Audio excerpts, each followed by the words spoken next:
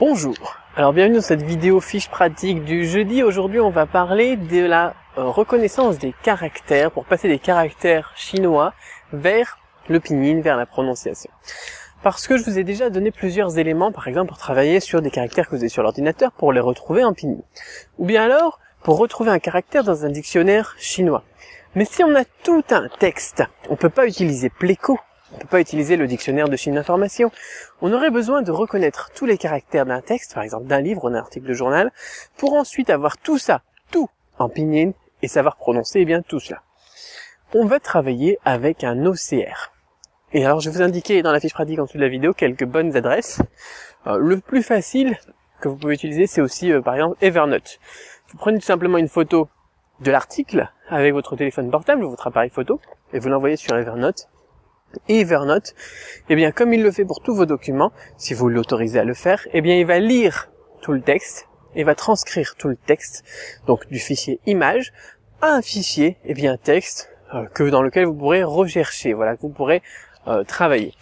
On a aussi des outils que je vous recommande, par exemple les OCR en ligne. Il vous suffit de rechercher OCR ou OCR en anglais, plus chinois bien sûr, et si vous recherchez en anglais plus Chinese. Et vous allez envoyer votre image texte. Donc essayez d'avoir quelque chose de net, bien évidemment, une belle photo du texte en question.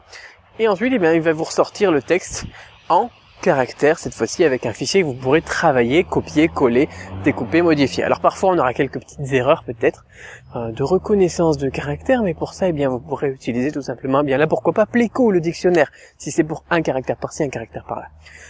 À partir de là, on peut transcrire tout un texte d'un coup du chinois vers le pinyin, donc des caractères vers le pinyin, la prononciation. Pour ça, j'utilisais avant beaucoup de programmes en ligne, comme sur Chine Nouvelle, Chine Information et un autre, et deux autres d'ailleurs. Il y a Mandarin Tools là, ou Mandarin Tools, ou je sais plus quoi. Il y en avait deux, enfin bon, c'est pas grave. Maintenant, je n'utilise plus qu'un, c'est Google Translate. Google, il est super nul pour traduire du chinois.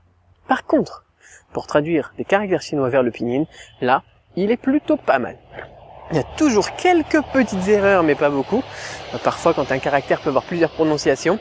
Mais en général, eh bien, pour traduire donc du chinois des caractères vers le chinois en prononciation, eh bien, ça peut être un très bon outil, je vous le recommande.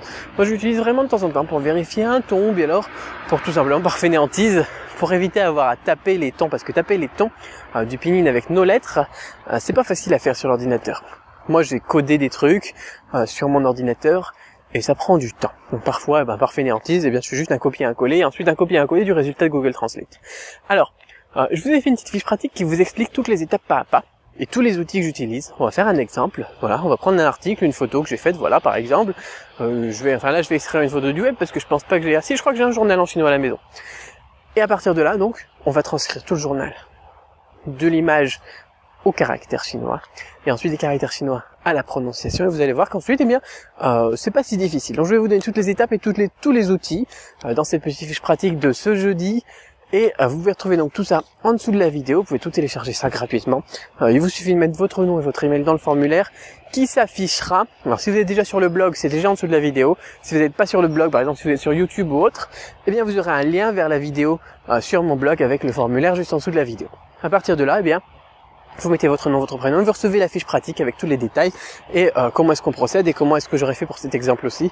Sous la forme d'une fiche PDF à télécharger donc gratuitement. Vous la recevrez par mail après vous être inscrit. Voilà, je crois que c'est tout pour aujourd'hui. Donc on se retrouve jeudi prochain pour une autre fiche pratique et plein d'outils. Si vous avez des demandes particulières, si vous souhaitez savoir quelque chose, ou bien alors que vous avez un problème pour, par exemple, la prononciation, l'écrit ou la mémorisation ou n'importe quoi, eh bien, laissez-moi un commentaire en dessous de la vidéo sur le blog ou sur YouTube. Et puis, eh bien, je me ferai un plaisir. Tiens, il y a un écureuil juste à côté de moi. Et je me ferai un plaisir donc de faire une autre fiche pratique dans une prochaine vidéo. Et puis ça sera tout pour aujourd'hui. On se dit donc à très vite, peut-être à samedi pour une autre vidéo, ou bien alors à mardi prochain pour la culture, ou sinon dans tous les cas jeudi prochain pour une autre fiche pratique. Bye bye.